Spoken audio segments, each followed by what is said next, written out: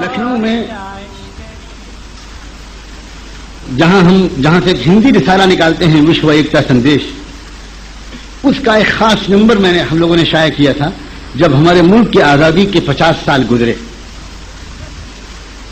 تو اس موقع پر پورا ملک جشن منا رہا تھا۔ ہم لوگوں نے اس رسالے کا ایک خاص نمبر شائع کیا اور اس خاص نمبر کے اجرا کے لیے، اس کے وموچن کے لیے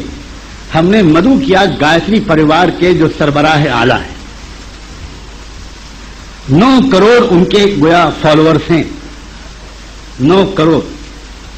اور پچھلے سال انہوں نے موت پر بیعت لینے کے لیے اپنے مریدین کو اور اپنے فالوورز کو بلایا تھا، موت پر سنکلپ لینے کے لیے، تو 1.5 کروڑ لوگوں نے وہاں موت پر عہد لیا۔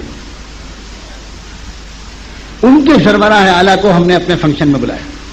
بیچ میں ظہر کی نماز کا وقت ہوا تو ہم لوگوں نے یہ انتظام کیا تھا کہ اسی جلسے گاہ کے قریب نماز کا انتظام کیا تھا، اور قصداً ہم نے کسی مسجد میں انتظام نہیں کیا تھا، مسجد وہاں سے قریب تھی، لیکن ہم چاہتے تھے کہ وہ سینکڑوں کی تعداد میں جو ہندو بھائی وہاں پر جمع ہیں وہ ایک مرتبہ اس نماز با جماعت کے منظر کو دیکھیں۔ تو وہ جو ان کا سربراہ اعلیٰ تھا جس کے سامنے وہ سب سجدے میں پڑ جاتے ہیں، ان کے سامنے سجدہ کرتے ہیں، وہ سربراہ اعلیٰ جو ہم نے نماز کا اعلان کیا کہ 1 گھنٹے کا وقفہ ہے اور اب ہم لوگ نماز کے لیے جا رہے ہیں، وہ وضو کر کے نماز کے لیے آ جائیں، اور ان سے میں نے درخواست کی کہ اس بیچ میں آپ آرام بھی کر سکتے ہیں، کھانا بھی کھا سکتے ہیں، تو اس نے کہا کہ نہیں، میں وہیں چلوں گا جہاں آپ لوگ نماز پڑھیں۔ یہی ہماری دلی تمنا تھی، تو وہ وہیں جا کر اس نے کہا کہ میں کھڑا ہو سکتا ہوں، بالکل آپ اطمینان سے کھڑے ہوئے۔ تو وہ ایک طرف دیکھ کر پوری نماز کے منظر اس نے دیکھا، اور واپس جب آیا تو اس کی آنکھ میں آنسو تھے، اور اس کے بعد اس نے اپنی تقریر میں کہا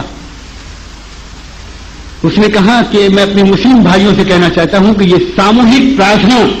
جو آپ کے ہاں ہے، اس میں جو طاقت اور شکتی ہے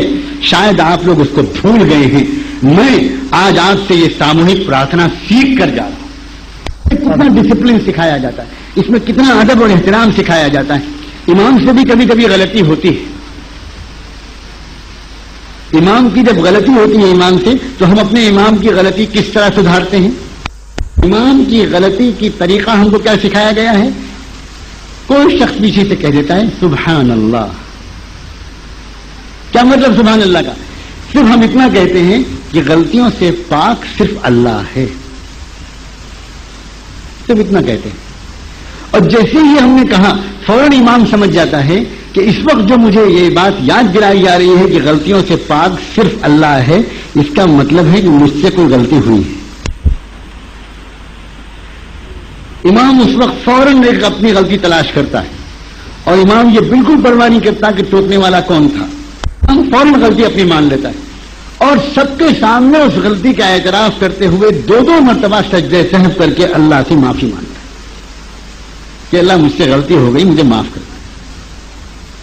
مقتدی کیا کرتے ہیں؟ سب کو سب یہ کہتے ہیں کہ نہیں امام صاحب، اس غلطی کے مانگنے میں ہم سب شریک ہیں، اور کیا پتا ہمارے کسی وسوسے کی وجہ سے آپ سے غلطی ہوئی ہو، اس لیے ہم سب معافی مانگتے ہیں۔ یہ ہے امت کا اتحاد، یہ ہے امت کا آپس کا احترام، یہ ہے امت کے چھوٹے بڑوں کا رشتہ، یہ امت کا اپنے علماء سے تعلق، یہ امت تھی جس پر جلتے تھے لوگ کہ کیسے ان کے درمیان ہم اختلاف پیدا کریں، کیسے ہم رکھنا پیدا کریں۔ یہ سب تو اتنے جڑے ہوئے ہیں، اتنے مضبوط ہیں۔ یہ ہے اقیم الصلاۃ۔ اس لیے کہا اس پر کتنی لمبی تشریح کروں، اس کے بہت اور نقطے ہیں کہ جو کہا گیا اقیم الصلاۃ۔